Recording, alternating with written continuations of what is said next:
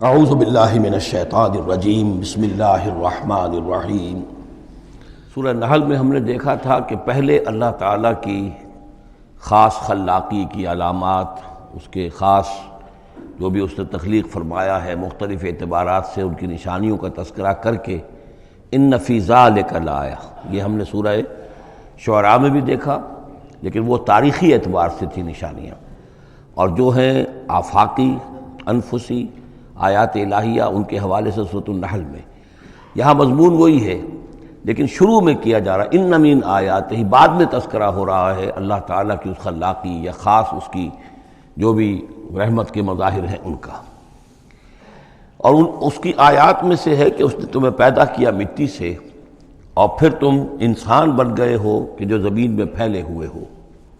ومن آیات ہی، اس کی آیات ہی میں سے یہ ہے ان خلق لکم من انفسکم ازواجا، کہ تمہارے لیے تمہاری نوع ہی میں سے تمہاری بیویاں بنائیں، جوڑے بنائے، لتسکنوا الیہا، تاکہ تم ان کی طرف سکون پکڑو، وجعل بینکم مودۃ ورحمہ، اور یہ کہ تمہارے مابین ایک دوسرے کے لیے محبت اور رحمت پیدا کر دی۔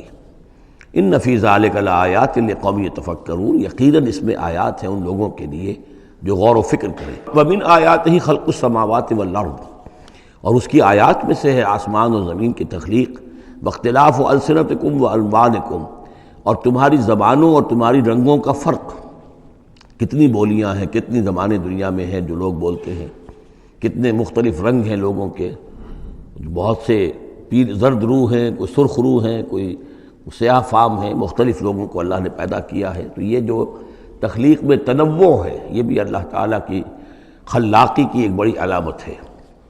ان فی ذالک لآیات للعالمین، یقیناً اس میں ان لوگوں کے لیے کہ جو علم رکھتے ہوں نشانیاں ہیں، آیات ہیں۔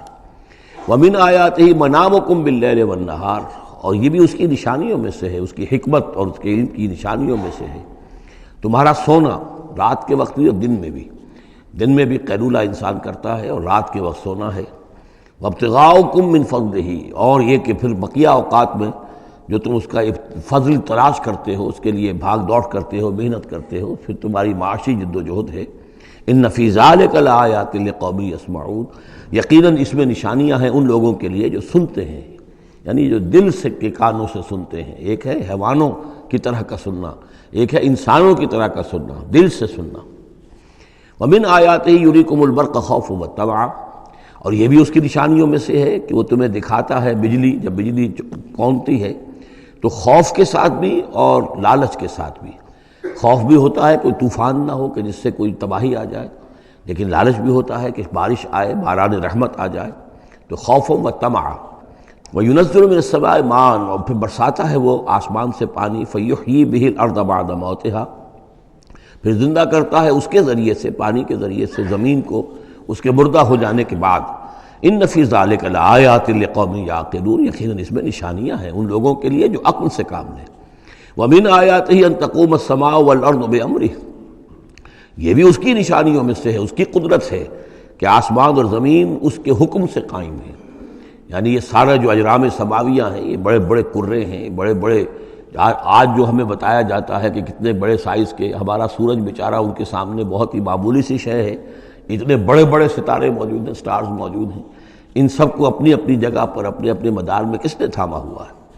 ثم اذا دعاکم دعوۃ من الارض، پھر جب وہ تمہیں پکارے گا، بس ایک ہی دفعہ کا پکارنا اس کا ہوگا، تم زمین سے اذا انتم تخرجون، تم نکل پڑو گے۔ یعنی اللہ تعالیٰ کی جو شان ہے یقول لہ کن فیکون، اسی طریقے سے اس وقت بھی اللہ کا بس ایک حکم کافی ہوگا۔ وَلَهُ مَن فِي السَّمَاوَاتِ وَالْأَرْضِ، اور جو کچھ بھی آسمان اور زمین میں ہے اسی کا ہے، اسی کی ملکیت ہے۔ کل لہ قانتون، سب اسی کے حکم کے تابع فرمان ہیں۔ وَهُوَ الَّذِي يَبْدَأُ الْخَلْقَ ثُمَّ يُعِيدُهُ، وہی ہے جو پہلے پیدا کرتا ہے، پہلی بار تخلیق فرماتا ہے، پھر اس کو دہراتا بھی ہے، یا دہرائے گا، تمہاری تخلیق دہرائے گا کہ دوبارہ تمہیں پیدا کرے گا۔ وَهُوَ أَهْوَنُ عَلَيْهِ، اور وہ اس پہ زیادہ آسان ہے، زیادہ ہلکا ہے۔ یہ بات پہلے بھی عرض کر چکا ہوں کہ قرآن یہ دلیل لاتا ہے کہ کسی بھی کام کو پہلی مرتبہ کرنا مشکل ہوتا ہے، دوسری مرتبہ کرنا آسان ہے۔ ایک مرتبہ کیا ہے، اس کی جو مشکلات ہیں اس کو اس نے حل کیا ہے، دیکھا ہے، یہ ہمارا تجربہ ہے۔ پہلی مرتبہ کوئی کام کرنا مشکل ہوتا ہے، دوسری مرتبہ وہی کام کرنا نسبتاً آسان ہے۔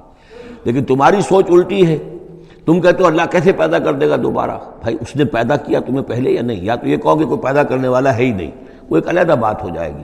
لیکن جیسا کہ آپ کو معلوم ہے کہ جو اہل عرب جو مخاطب اول تھے قرآن کے، وہ اللہ کے منکر نہیں تھے۔ ابھی ہم آیات پڑھ چکے ہیں، وَلَئِن سَأَلْتَهُم مَّن خَلَقَ السَّمَاوَاتِ وَالْأَرْضَ لَيَقُولُنَّ اللَّهُ، اگر آپ ان سے پوچھیں کہ کس نے پیدا کیا آسمان اور زمین، فوراً کہیں گے کہ اللہ نے پیدا کی۔ تو اللہ کو خالق مانتے تھے۔ تو اللہ نے تمہیں پہلی مرتبہ اگر پیدا کیا ہے تو پھر دوسری مرتبہ تمہارا پیدا کرنا اس کے لیے بھاری کیوں ہو؟ وَهُوَ أَهْوَنُ عَلَيْهِ، بلکہ جو بھی اصول ہے اس کے مطابق تو اسے اس کے لیے زیادہ آسان ہونا چاہیے، اور ہے بالفعل وہ اس کے لیے آسان ہے۔ وَلَهُ الْمَثَلُ الْأَعْلَىٰ، اور اس کی بڑی بلند شانیں ہیں۔ اصل میں مثال کا لفظ استعمال ہوا، مثلا ان کی مثال، لیکن اللہ تعالیٰ کے لیے چونکہ کوئی مثال کا لفظ بھی استعمال کرنا زیادہ موضوع ہماری سمجھ میں نہیں ہے، تو اس کو ترجمہ بہتر ہے کہ شان، اس کی بہت بلند شان ہے۔ وَلَهُ الْمَثَلُ الْأَعْلَىٰ فِي السَّمَاوَاتِ وَالْأَرْضِ، آسمانوں اور زمین میں۔ وَهُوَ الْعَزِيزُ الْحَكِيمُ، اور یقیناً وہ زبردست ہے، کمال حکمت والا۔ ضرب لکم مثلا من انفسکم، وہ تمہارے لیے تمہارے ہی جیوں میں سے، تمہاری اپنی سوچ جو ہے اس کے حوالے سے ایک مثال بیان کرتا ہے۔ هل لکم مما ملکت ایمانکم من شرکاء فیما رزقناکم فانتم فیہ سواء، کیا تمہارے لیے جو تمہارے ملک یمین ہیں، غلام ہیں، لونڈیاں ہیں، کیا وہ شریک بھی بن جاتے ہیں تمہارے اس چیز میں کہ جو ہم نے تمہیں رزق دیا ہے؟ ظاہر بات ہے کہ غلام تو غلام رہے گا، وہ شریک تو نہیں ہوگا، وہ برابر کا حقدار اور اختیار تو نہیں رکھے گا۔ اس جو بھی آقا کا مال ہے اور ملکیت ہے، اس میں اصل اختیار اور تصرف جو ہے آقا کا ہے۔ غلام تو جو بھی اس کو حکم دیا جاتا ہے وہ بجا لاتا ہے۔ فَأَنْتُمْ فِيهِ سَوَاءٌ، کیا یہ ہو سکتا ہے کہ تم اور تمہارے غلام جو ہیں، تمہارے ملک یمین، وہ برابر ہو جائیں اختیار میں، ملکیت میں؟ تخافون کخیفتکم، کیا تم ان کے بارے میں بھی اسی طریقے کی سوچ رکھتے ہو جیسے کہ اپنے بارے میں اندیشے ہوتے ہیں، ایسا نہ ہو جائے، ایسا نہ ہو جائے، اس کا بھی اہتمام کر لیا جائے، اس اندیشے کا بھی سدباب کر لیا جائے؟ کیا جتنی فکر تم اپنے بارے میں کرتے ہو، کیا اتنی ہی فکر اپنے ان غلاموں کے بارے میں بھی کرتے ہو؟ کخیفتکم انفسکم، کیا نگہداشت جو ہے جتنی اپنی کرتے ہو ان کی بھی کرتے ہو؟ کذالک نفصل الآیات لقوم یعقلون، اسی طرح ہم اپنی آیات کو واضح کر رہے ہیں، تفصیل بیان کر رہے ہیں ان لوگوں کے لیے جو عقل سے کام لیں۔ یعنی یہ کہ باقی جتنے بھی ہیں جن کو تم نے چھوٹے معبود مانا ہے، تم خود مانتے ہو چھوٹے معبود ہیں، اللہ بڑا معبود ہے، خالق حقیقی صرف وہ ہے، تو یہ کیسے برابر ہو جائیں گے؟ اور کیسے تم نے یہ سمجھ لیا ہے کہ ان کی سفارش جو ہے وہ بائنڈنگ ہو جائے گی اللہ پر، اور یہ تمہیں اللہ کی پکڑ سے بچا لیں گے؟ یہ تم نے جو تصور کیا ہے، خود اپنے اوپر قیاس کرو، تو کیا تمہارے غلام جو ہے وہ تمہارے برابر ہو جاتے ہیں؟ تو جو کہ یہ جتنی بھی تم نے گھڑ لی ہیں معبود اپنے، یہ بھی سب مخلوق ہیں، چاہے وہ من گھڑت ہیں تمہارے جن کی کوئی حقیقت ہے ہی نہیں، اور چاہے یہ کہ وہ ملائکہ ہوں یا انبیاء ہوں یا اولیاء اللہ، وہ سب مخلوق ہیں۔ تو اللہ کے لیے تو سب غلام ہیں، تو اللہ کے برابر کیسے ہو جائیں گے؟ صدق اللہ العظیم۔